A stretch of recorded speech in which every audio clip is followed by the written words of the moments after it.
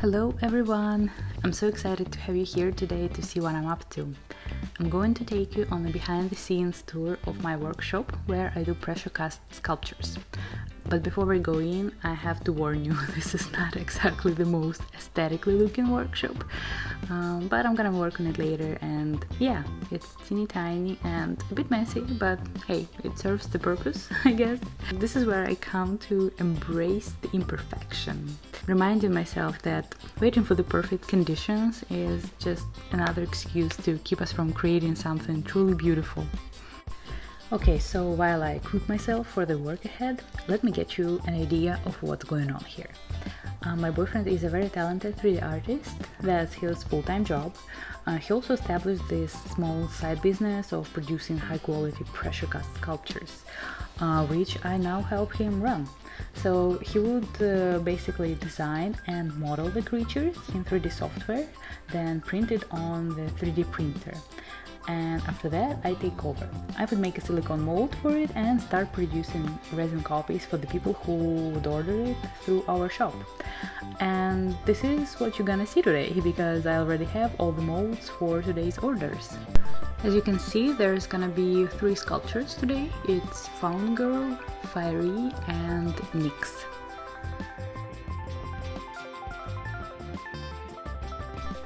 I don't intend to make this video into a full-on tutorial because that would just require a lot of specifics of producing the sculptures, but I still want to guide you through my process and what I do, what's happening here.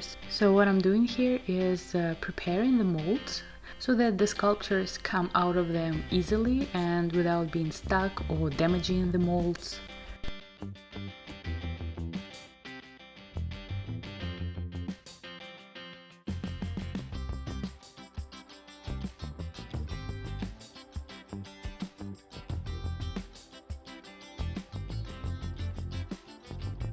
Okay, I have to close it up tightly, make sure that all the crevices go in the right places. And as you can see, each mold has gypsum support so that it doesn't leak.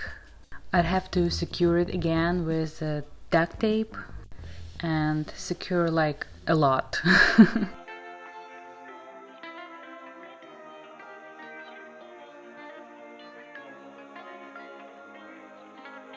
Here we go.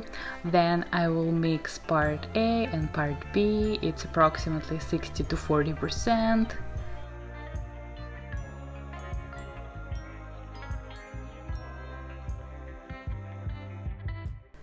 Just measuring the material using my scales. Here I'm measuring part A. It should be, this one is 60% of the whole weight of the sculpture, and part B, which is 40%.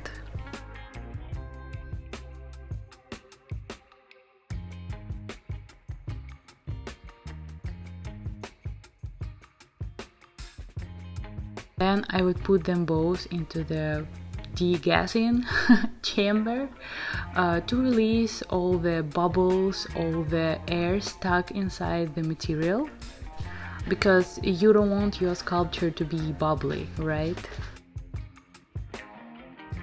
Alright, and the next part is a little tricky because I only have 7 minutes to do it.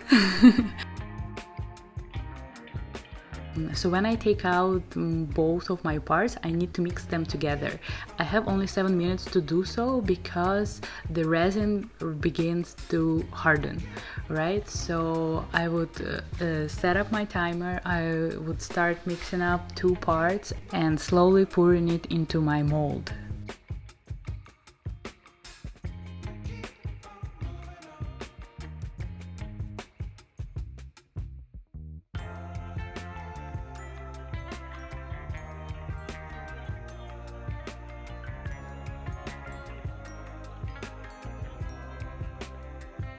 After that, I would also put the mold into the degassing chamber just to release the remaining bubbles. I didn't film it just because the time is precious and I didn't have the time to set up the camera and film it, but you get the idea. It's the same chamber. I would just put the whole mold and release the gas.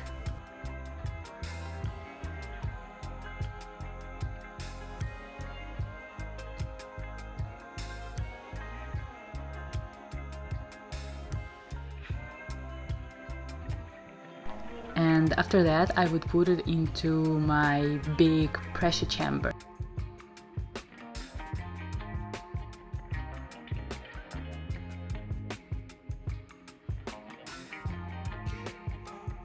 I would use the torch to release the remaining bubbles on top of the surface, and then I would secure it with paper carton and close the lid.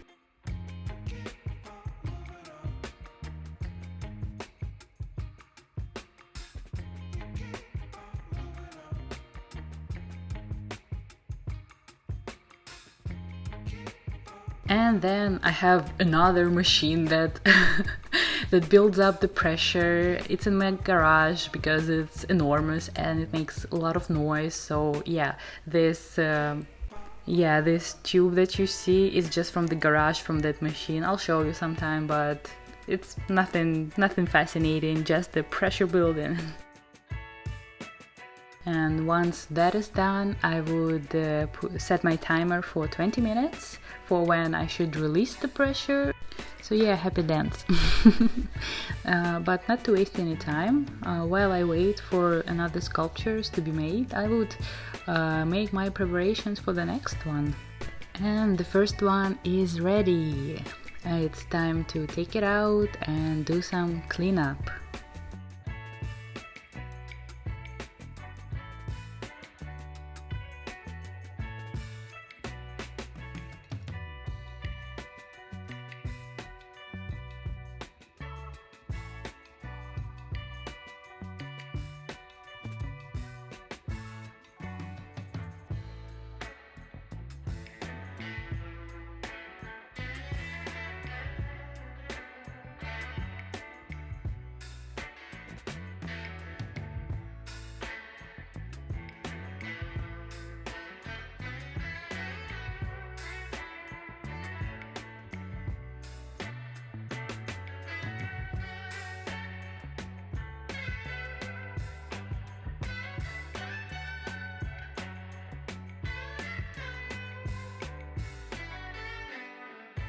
Just look at this beauty.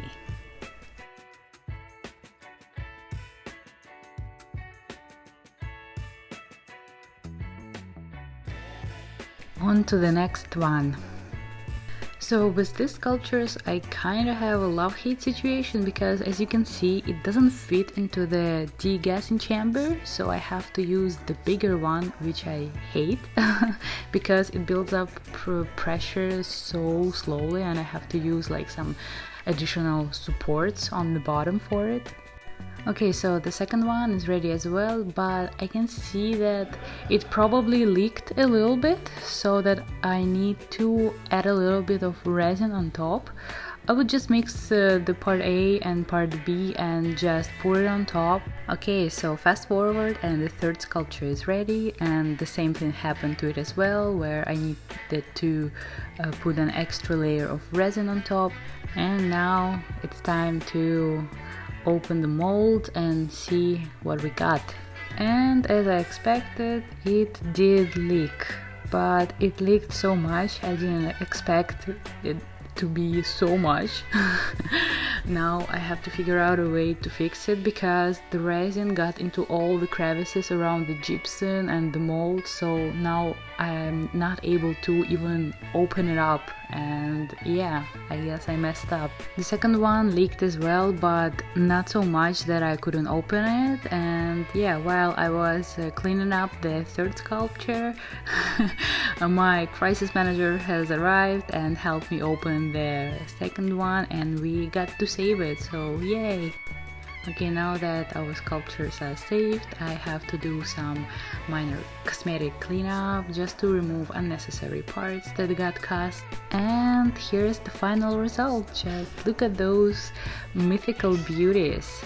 By the way, yeah, the collection of the sculptures is called Mythical Beauties. But before all the packaging, I would need some final touches, and those are personal notes from the artist himself.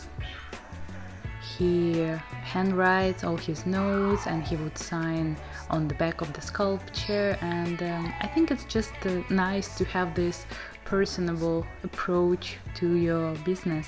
Yeah, just let me appreciate them once more before I package them up and send them. I would have to make sure I package them up real nice, but also very secure, because I don't want them to get broken while they're out for delivery.